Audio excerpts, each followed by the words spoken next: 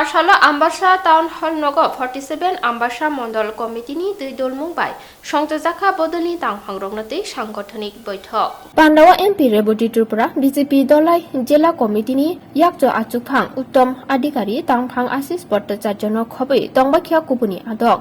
बदलनो तिबो कराखाई तिसाई सामुं तांनानि फाइनै विधानसभा जंमारिओ Dalai हांकरनि कायदक Achyok थायोनो BJP no गोप्लाय खायति सानानि नाहार मुंबाई बदलनि दांफांरकनो खा थांजाय रुवे गक्लाम नारखा पांडावा MP रेबती त्रिपुरा আরেকটু কাজ করব হয়তো বা সেভাবে করতে পারেনি আমাদের প্রদেশ নেতৃত্ব ঠিক করেছেন এখন নতুন নেতৃত্ব আমাদের ঠিক করা হয়েছে চন্দনদাকে উনি এখন নেতৃত্ব দিচ্ছেন মন্ডলে এবং পুরনো যারা সবাই সহযোগিতা করছেন বলে উনি কিন্তু করতে পারছেন এটা পরিষ্কার আমরা চাই এই জেলার প্রতিটি যে মন্ডল আমাদের ৬টা মন্ডল এইভাবে সব থেকে সক্রিয় হোক এবং আগামী দিনে আমাদের এখানে 2018 যে নির্বাচন হয়েছিল সেখানে আমরা দেখেছি একটা মন্ডল আমরা বিজেপি করতে পারি একটা মন্ডল সেটা কোনটা রায়নাগুলি মন্ডল সেটা আমাদের যে অ্যালায়েন্স পার্টনার আঞ্চলিক দলকে আমাদের দিতে হয়েছিল সরকার করার জন্য এখন 5 বছর শেষে আমরা এটা দাবি করতে পারি তো যে আমাদের সরকার আছে আমাদের সাংগঠনিক শক্তি অনেক বৃদ্ধি পেয়েছে আমরা দাবি করতে পারি তো তাহলে আগামীতে 6 বলতে 6 বিজেপি আমরা চাই 6 বিজেপি চাই তাহলে 6 বিজেপি করতে গেলে কি করতে হবে কাজ করতে হবে এই কাজ করার ক্ষেত্রে আমাদের যেমন সুবিধা আছে তেমনি কতগুলি অসুবিধার কথা আমাদের মনে রাখতে হবে সুবিধা কোনটা 2018 নির্বাচনের আগে আমাদের সরকার ছিল না এটা বড় অসুবিধা ছিল ডিএম আমাদের হাতে ছিল না এসডিএম আমাদের হাতে ছিল না নির্বাচন কত তারিখ করা হবে সেটা আমরা ঠিক করতে পারিনি আরেকটা সরকার ঠিক করেছিল এই জেলায় যে ডিএম আমি সেদিন আমার মনে আছে আমার নমিনেশন পেপার যেদিন দাখিল করা হয় যাদবদা ছিলেন আমাদের মুখ্যমন্ত্রী ফোন করেছিলেন তৎকালীন সময়ে এই জেলার ডিএম আমাদের সামনে বলেছিল যে আমি ব্যস্ত আছি মুখ্যমন্ত্রীকে বলুন আমি পরে ফোন তুলব সেদিন আমার খারাপ লেগেছিল আমি সঙ্গে সঙ্গে আমি তৎকালীন আমাদের মুখ্যমন্ত্রী বিপ্লব দাকে বললাম দাদা এটা ঠিক হয়নি মুখ্যমন্ত্রীর টেলিফোন যত ব্যস্ত থাকো আমার ডিএম কেন ধরবে না দাদাকে বলার পরে যা হবার আপনারা জানেন বাকি আপনারা দেখেছেন মানে এই যে উদাহরণ আমি দিলাম এটাই প্রমাণ করে কিছু আমলা অফিসাররা আমাদের সঙ্গে এইরকম চিন্তাধারা নিয়ে কাজ করার চেষ্টা করেছিল এখনো কিছু অংশ আছে সেটা আমরা জানি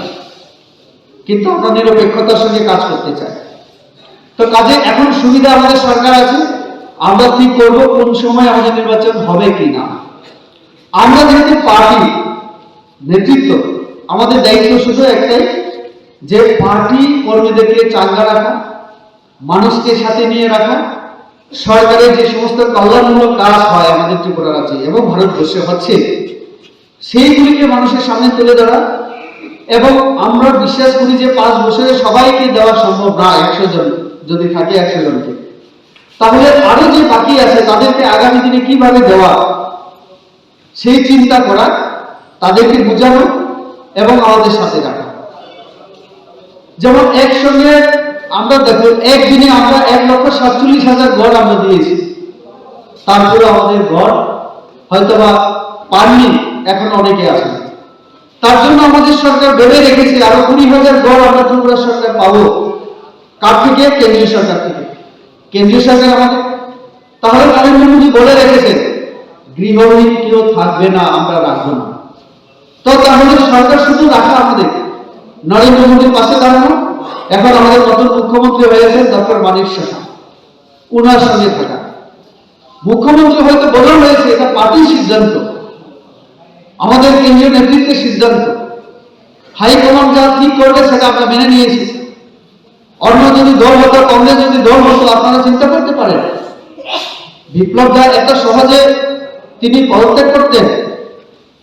সকাল 10টার সময় দিল্লির একটা ন্যাশনাল নিউজ চ্যানেলের একজন সাংবাদিক আমাকে ফোন করেছিলেন, আমি নাম বলবো না, চ্যানেলের নামও বলবো না। আমাকে বললেন আজকে একটা বড় নিউজ আপনারা পাবেন। আমার বিশ্বাস হয়নি, অনেক সময় অনেক কিছু কথা বলে, তো উনি আর কিছু বলেনি। দিল্লি থেকে লোক যাচ্ছে, আপনারা দেখবেন ফ্লাইটটা ল্যান্ডিং করার পরে খবর পেয়ে যাবে। আমি কতক্ষণে বেসরকারিতে চলে যাই, নেটওয়ার্ক আমার হয়নি। যখন আমি ফিরলাম যতনবাড়িতে 4টার সময়, তখন ফেসবুক যখন আমি খুললাম, দেখতে পেলাম বিপ্লব দা রিজার্ভেশন দিয়ে দিল। তারপরে আমি গেলাম আগরতলা, গিয়ে যোগাযোগ করলাম। 24 ঘন্টার মধ্যে মুখ্যমন্ত্রী আবার ঠিক হয়ে গেল, ডক্টর মানিক সাহা হলেন। আরো 24 ঘন্টা পরে আমাদের পুরো মন্ত্রিসভা হয়ে গেল। 48 ঘন্টা থেকে 50 ঘন্টায় আমাদের সবকিছু হয়ে গেল। নরেন্দ্র মোদী আছে বলে এটা সম্ভব। কারণ আমাদের দল শৃঙ্খলাবদ্ধ দল, এখানে আমরা শৃঙ্খলা ডিসিপ্লিনকে প্রায়োরিটি দিয়ে কাজ করি। এবং আমাদের নরেন্দ্র মোদী নিশ্চয়ই একটা চিন্তাধারা করেই কিন্তু এই সিদ্ধান্ত নিয়েছে।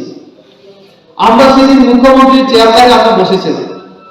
আমরা দেখেছি প্রাক্তন মুখ্যমন্ত্রীর 21টা প্রোগ্রাম শিডিউল করা আছে, আগে থেকে নির্ধারণ করা আছে। আজকে যেমন কমলপুরে আমাদের বিপ্লব দা আছে, এইগুলি সব আগে থেকে শিডিউল করা, ঠিক করা। আমরা ঠিক করলাম বিপ্লব দার এই প্রোগ্রামগুলি আমরা ক্যান্সেল করব না, বাতিল করব না, উনি করতে থাকুক। উনি চেয়েছিলেন পৃষ্ঠা প্রমুখ সম্মেলনে হাজির থাকার জন্য মুখ্যমন্ত্রী হিসেবে যখন ছিলেন। আমরা এখন ঠিক করেছি ওনাকে আমরা পাঠাবো। উনি যেখানে যেখানে পৃষ্ঠা প্রমুখ করার জন্য ঠিক করে রেখেছেন, আমরা ওনাকে দিয়ে দেবো দায়িত্ব, উনি করুক। কারণ উনি এখন মুখ্যমন্ত্রী পদে নেই, কিন্তু পার্টির একজন বড় নেতৃত্ব। উনার অভিজ্ঞতা, প্রশাসনিক এবং সাংগঠনিক দুইটা অভিজ্ঞতা আমরা কাজে লাগাই। তার জন্য আমরা ওনাকে এখন কাজে লাগাচ্ছি এবং আগামী দিনেও আমরা কাজে লাগাবো। উনাকে কোন জায়গায় নিয়ে যাওয়া হবে ওটা আমাদের কেন্দ্রীয় নেতৃত্ব হাইকমান্ড ঠিক করবে। আমবাসা টাউন হল নগর সংযোজক সাংগঠনিক বৈঠকনি পান্ডা পাইমানি হিয়াগুলো বিজেপি 47 আমবাসা মন্ডল কমিটিनि फासिंते हास्तेनि मन्त्रकरा डॉक्टर मानिक साहा ते गदाल मन्त्रि सभानि बेबाग आदंरकना खा गाहाम याफारे हिमबतावबो खलायजाखा। चिनी एक सांगठनिक बैठक दंगनि आबनि परे जों तबो अभिनंदन रैली खालाय दंगो। कारण जों चिनी मुख्यमंत्री कतालंखा तारपरे मन्त्रिसभा बंखा तो पुरो राज्यवासी एवं ताई चिनी सरकारनो अभिनंदन दियो जों साधारण जनगण चिनी सरकार चिनी पासे दंग बागै जों आबनि एक अभिनंदन रैली जों